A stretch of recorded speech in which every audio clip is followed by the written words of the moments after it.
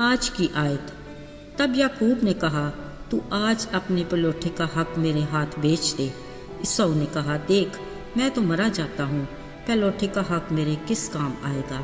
پیدائش 25 باب 31 اور 32 آیت۔ عزیزو، اسحاق خدا کے بندہ ابراہیم کا عہد کا فرزند تھا۔ یاد رہے خدا نے ابراہیم سے وعدہ کیا تھا کہ میں تجھے برکت پر برکت دوں گا اور تجھے بڑی قوم بناؤں گا، یعنی تمہاری اولاد آسمان کے ستاروں اور ریت کے زروں کی مانند کثرت سے ہوگی۔ ابراہیم کا یقین اور بھروسہ تھا کہ جو کچھ خدا نے اس سے کہا جلد یا بدیر وہ ضرور پورا ہوگا۔ جب سارہ کی عمر 127 برس کی ہوئی سو اس نے وفات پائی، کیونکہ اس کی زندگی کے دن اتنے ہی تھے۔ اب کہ ابراہیم نے بھی اپنا سب کچھ اسحاق کو دے دیا، وہ خود 175 برس تک جیتا رہا اور خوب بڑھاپے میں نہایت ضعیف اور پوری عمر کا ہو کر وفات پائی۔ باوجود اس کے خدا کا وعدہ اسحاق کے ساتھ برقرار رہا۔ وہ 40 برس کا تھا جب ربیکہ سے اس کا بیاہ ہوا۔ عزیزو، غور طلب بات یہ ہے کہ اسحاق نے اپنی بیوی ربیکہ کے لیے خداوند سے دعا کی، کیونکہ وہ بانجھ تھی۔ خدا نے اس کی دعا قبول کی اور وہ حاملہ ہوئی، اور اس کے پیٹ میں 2 لڑکے آپس میں مزاحمت کرنے لگے۔ ربکہ کے پوچھنے پر خداوند نے اسے کہا 2 قومیں تیرے پیٹ میں ہیں، یہ دونوں قبیلے وطن سے نکلتے ہی الگ ہو جائیں گے، ایک قبیلہ دوسرے سے زوراور ہوگا اور بڑا چھوٹے کی خدمت کرے گا۔ یاد رہے اسحاق کی اولاد کے لیے خدا کا منصوبہ تھا، جس سے خدا نے پہلے ہی آگاہ کر دیا تھا۔ اب جب وضع حمل کے دن پورے ہوئے، پہلے پیدا ہونے والے لڑکے کا نام عیساؤ رکھا گیا۔ اس کے بعد جو بھائی پیدا ہوا، حیرت کی بات کہ اس کا ہاتھ عیساؤ کی ایڑی کو پکڑے ہوئے تھا، اس کا نام یعقوب رکھا گیا۔ خیر، جب یہ لڑکے بڑھے تو عیساؤ شکار کا ماہر ہو گیا اور جنگل میں رہنے لگا، اور یعقوب سادہ مزاج ڈیروں میں رہنے والا آدمی تھا۔ اسحاق عیساؤ کو پیار کرتا تھا کیونکہ وہ اس کے شکار کا گوشت کھایا کرتا تھا، اور ربکہ یعقوب کو پیار کرتی تھی۔ ایک دن ایسا ہوا کہ یعقوب نے دال پکائی، عین اس وقت عیساؤ جنگل سے آیا۔ وہ تو گویا بے دم ہو رہا تھا۔ اس نے یعقوب سے کہا یہ جو لال لال ہے مجھے کھلا دے، کیونکہ میں بے دم ہو رہا ہوں۔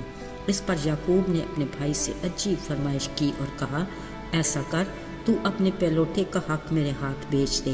عیساؤ نے بنا سوچے سمجھے کہا دیکھ میں تو مرا جاتا ہوں، پہلوٹے ہونے کا حق میرے کس کام آئے گا؟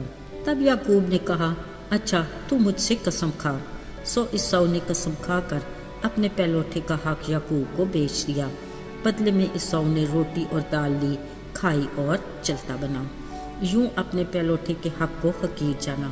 عزیزوں، یہاں سے ہی اسحاق کے دونوں بیٹوں یعنی بقول خدا کے دونوں قبیلوں کے بارے میں خدا کے منصوبے کا آغاز ہوا۔ ذرا سوچئے، پہلوٹے ہونے کا حق معمولی بات ہے کیا؟ کلام مقدس میں خدا نے پہلوٹے کا لفظ اپنی قوم اسرائیل کے لیے استعمال کیا۔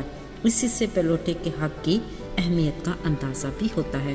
کلام مقدس میں یوں لکھا ہے اس نے موسیٰ سے کہا کہ تو فرعون سے کہہ خداوند یوں فرماتا ہے کہ اسرائیل میرا بیٹا بلکہ میرا پہلوٹا ہے، اور میں کہہ چکا ہوں کہ میرے بیٹے کو جانے دے تاکہ وہ میری عبادت کریں، مگر تو نے اب تک انکار کیا ہے، سو دیکھ میں تیرے بیٹے کو بلکہ تیرے پہلوٹے کو مار ڈالوں گا۔ عزیزو، یہ اس وقت کا واقعہ ہے جب بنی اسرائیل قوم مصر میں فرعون بادشاہ کی غلامی میں تھے۔ جب انہوں نے اپنی خطاؤں کا اقرار کیا اور خدا کی طرف رجوع کیا تو خدا نے انہیں مصر کی غلامی سے آزاد کرانے کے لیے موسیٰ کو بادشاہ کے پاس بھیجا۔ اسرائیلی قوم کو ملک مصر سے رہائی کتاب مقدس کا ناقابل فراموش اور غیر معمولی واقعہ ہے۔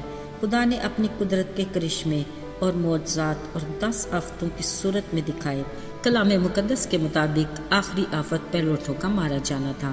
خدا نے اس آفت میں فرعون بادشاہ کے پہلوٹے سے لے کر وہ قیدی جو قید خانہ میں تھا اس کے پہلوٹے تک، بلکہ چوپایوں کے پہلوٹے تک کو بھی ہلاک کر دیا۔ اسی وقت فرعون نے موسیٰ کو بلا کر کہا تم اسرائیلیوں کو میری قوم میں سے نکال کر لے جاؤ اور جیسا کہتے ہو اپنے خداوند کی عبادت کرو۔ میرے عزیزو، اس خوفناک واقعہ سے واضح ہوتا ہے کہ پہلوٹے کے حق کی کیا اہمیت ہے، جسے عیساؤ نے یعقوب سے دال روٹی کے بدلے میں بیچ دیا، یوں اس حق کو حقیر جانا۔ یاد رہے بادشاہوں کے بادشاہ خداوندوں کے خدا سے جڑا ہوا ہر رشتہ بے حد اہمیت کا حامل ہے۔ خدا نے اپنے بے انتہا پیار کی بدولت ہم گناہگار انسانوں کے لیے اپنے اکلوتے بیٹے یسوع کی قربانی کے باعث اپنے بیٹے بیٹیاں بنایا۔ 7 برگزیدہ نسل، شاہی کائنوں کا فرقہ، مقدس قوم اور ایسی امت بھی بنایا جو اس کی خاص ملکیت ہے۔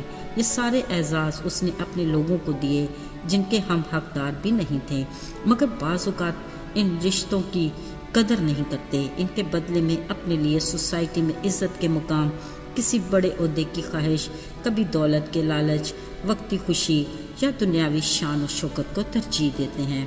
معذرت کے ساتھ دنیا میں ایسی بہت سی مثالیں ہمیں ملتی ہیں جو دوسروں کے لیے ٹھوکر کا باعث ہیں اور بطور مسیحی ہمارے لیے افسوس کا مقام بھی۔ لہٰذا ان باتوں کا دھیان رہے کہ ہمارے ایمان کی بنیاد چٹان یعنی یسوع مسیح پر ہونی چاہیے، تاکہ ہمارے قدم حق اور سچ کی راہ میں کبھی ڈگمگانے اور پھسلنے نہ پائیں۔ آئیے دعا کریں۔ زندہ جلالی آسمانی باپ خداوند، ہم تیرے شکر گزار ہیں کہ تو نے ہمیں اپنے بیٹے اور بیٹیاں بنایا۔ ہمیں اس رشتے میں مضبوطی سے قائم رکھ، ہمارے ایمان کو بڑھا اور اپنی رفاقت میں جوڑے رکھ۔ یسوع کے پاک نام میں مانگتے ہیں، آمین۔